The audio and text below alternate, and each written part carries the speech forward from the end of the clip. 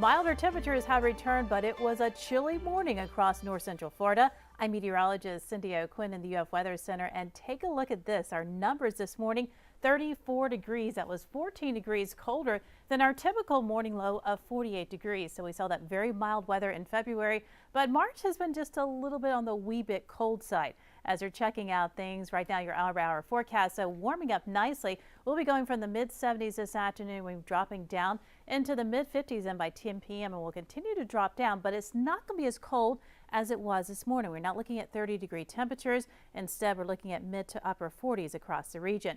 So the warm air returns to north central Florida, but we do have rain Tuesday night ahead of the next front. And then as we look into the end of the week, Thursday and Friday is going to be cold once again. That's because our jet stream is taking a little bit of a dip across north central Florida, and that's going to be bringing back those 30s and 60s for our temperatures. But this afternoon and into Tuesday, it's going to be quite mild. We're looking at 77 degrees as we jump ahead into Tuesday. So very nice as we're looking at that ahead of our next cold front. Tuesday morning, though, temperatures actually starting off into the mid to upper 40s. So we warm up quite well, about 30 or so degrees. And then we do look at some of those scattered showers and storms coming in.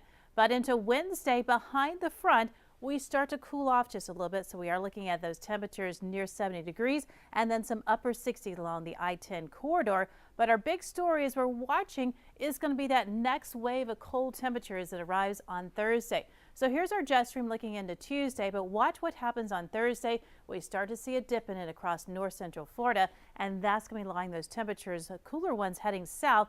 As it does, we will see those morning lows in the upper 30s and then the highs in the low to mid 60s. But notice them by Saturday, we're back into some milder weather just in time for the weekend. Here it is. We're looking on your future track. The cold front back to the west of us, our next rainmaker. High pressure, though, still in control of our weather into tonight and tomorrow. So things will be fairly quiet and calm. We'll see a lot of sunshine the first part of your Tuesday, but as we get later in the on Tuesday, we will start to see some clouds increasing, and then by the evening, rain showers start moving in. We'll see that wet weather around then as you go into overnight Tuesday night, and behind it, you start to see some of those winds coming up on the northwest and starting to cool us off some, so we will see those cooler temperatures returning.